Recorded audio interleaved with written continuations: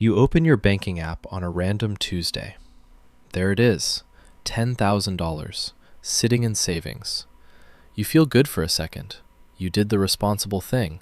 You didn't blow it on nonsense. You built it up, $100 at a time, $200 at a time, month after month. Then you scroll down and see the number you've been ignoring for a year. Interest earned, $52. $52 for an entire year of discipline. And somewhere in the back of your head, a voice goes, "Wait, is this actually working?" Here's the uncomfortable answer. No, not the way you think. Saving money is not the finish line. It's the waiting room.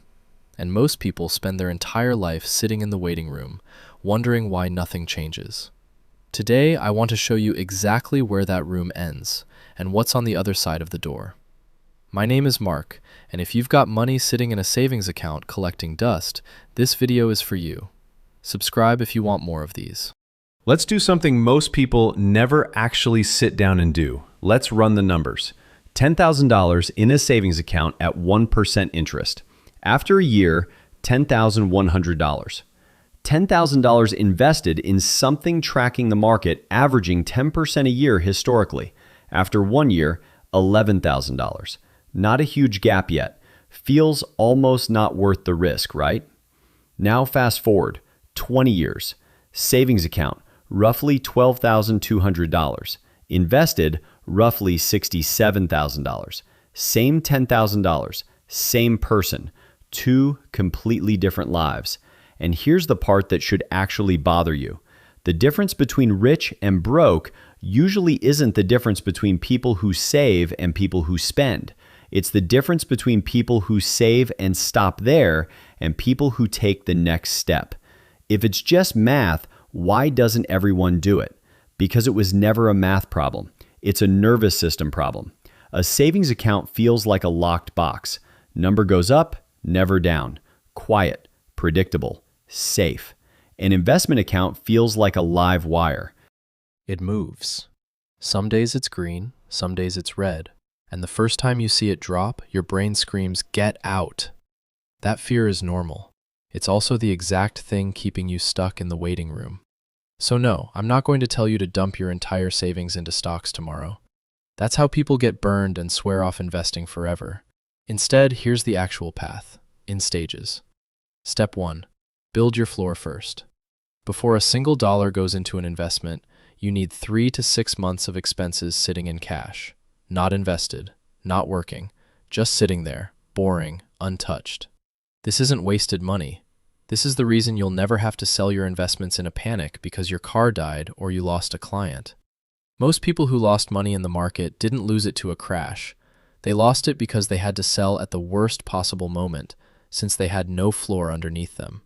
Step 2. Split your money into 2 jobs. Give your money 2 separate identities. Bucket 1. Protection money. It doesn't move, it doesn't grow much, and that's the whole point. Its job is to just be there. Bucket 2. Growth money. This one is allowed to go up and down because its entire job over years is to grow. The second you mentally separate these, the anxiety mostly disappears. You stop checking your investment account every time the market has a bad headline day. Step 3. Start absurdly small. You don't need $5,000 to start investing. Most platforms let you start with $50, sometimes less. The goal at the beginning was never the dollar amount. It's proving to yourself that you can do this without your world ending. Build the habit first. The money comes later. Step 4. Keep it boring. This is where most beginners sabotage themselves. They open an account and immediately start hunting for the next big stock, the next crypto play, the next insider tip. And then they get wrecked. Not because investing doesn't work, but because gambling doesn't work. The boring version wins. Index funds, a basket of hundreds of companies instead of betting on one, have quietly outperformed most people's clever stock picks for decades. Even Warren Buffett, one of the greatest investors alive, has told regular people to just buy a low-cost index fund and leave it alone. Let's put a real number on boring. $300 a month, invested consistently, averaging 8% a year. After 25 years, around $285,000. Now here's the part that should stop you. You only put in $90,000 of that yourself. The other $195,000, the market built that for you while you were living your life. Think of it like this. Saving is putting a seed in a jar. It's safe. It's also never going to be anything but a seed. Investing is putting that same seed in the ground. For a while, it looks like nothing happened, just dirt. Then one day you look up and it's a tree. You're probably thinking it. Fine, Mark, but what happens when the market crashes? It will. It always has, dozens of times, and every single time it eventually recovered and kept climbing. Here's the part nobody tells beginners. If you're investing every month, a crash isn't a disaster, it's a discount. Your same $300 buys more shares when prices are down. You're not trying to time the market. You're just showing up every month like it's a bill you pay yourself. The people who actually build wealth this way aren't the ones who are smartest about the market. They're the ones who are boring enough to keep going when it's uncomfortable. So here's the whole path, one more time. Build a 3 to 6 month cash floor before you touch investing. Split your money into protection and growth, mentally, and ideally in separate accounts. Start small. $50 is enough to begin. Keep the strategy boring. Consistent, simple, long-term. Let time do what discipline can't do alone. Saving keeps you safe. Investing is what actually moves you forward.